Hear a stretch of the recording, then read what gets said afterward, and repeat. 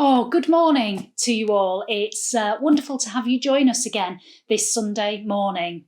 I hope you're all doing good.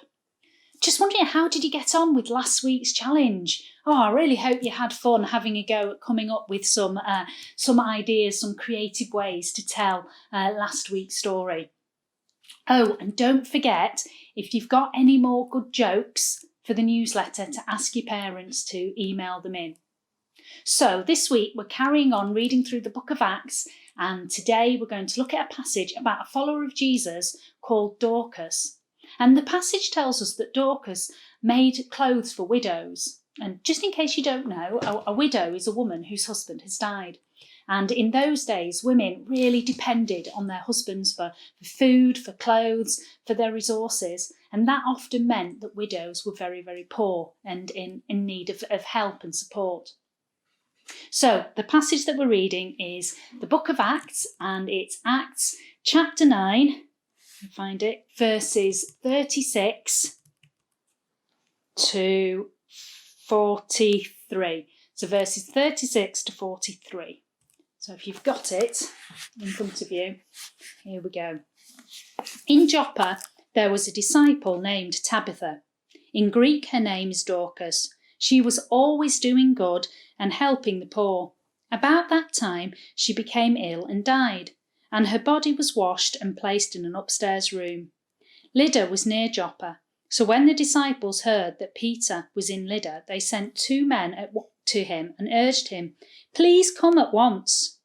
Peter went with them, and when he arrived, he was taken upstairs to the room. All the widows stood round him, crying and showing him the robes and other clothing that Dorcas had made while she was still with them. Peter sent them all out of the room. Then he got down on his knees and prayed. Turning towards the dead woman, he said, "Tabitha, get up." She opened her eyes, and seeing Peter, she sat up.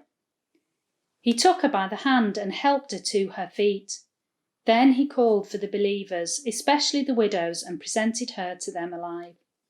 This became known all over Joppa, and many people believed in the Lord.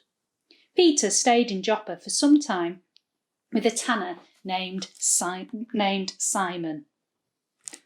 What an awesome miracle that was. Can you imagine what everyone must have thought and felt when they saw Dorcas alive? Oh, I'm not surprised that more people became followers of Jesus, having seen and heard that. But that amazing miracle isn't the only thing actually that grabbed my attention in this passage. And I don't know about you, I don't know what stood out to you in that passage. I was also struck by just how much Dorcas was appreciated by those who knew her. So much so that when she died, they sent straight away for Peter to come and help and pray. And I wonder if she realised how much her acts of kindness had impacted and affected those around her. So making clothes for people, I suppose it, it's not as dramatic as a miracle, yet it still made a huge difference to her community. Perhaps just think for a moment, maybe at the end of this, about a time when someone did or said something kind to you and how it made you feel.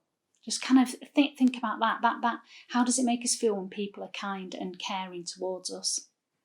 So our question newsletter this week is, I wonder what motivated Dorcas to care for the people around her.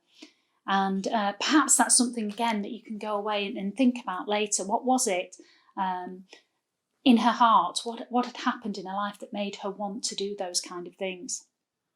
And this week, your challenge is to say something kind and encouraging to somebody you know. So often we see other people doing nice things, even in our own families, and we forget to say thank you and to appreciate them. So maybe make a card, or maybe even write a letter, or just tell them the thing that they've done or the thing about them that you really appreciate. So, well, that's all for now, and I really do pray that you have a really great week, and God bless you all, and have fun with the challenges. So goodbye for now. Bye.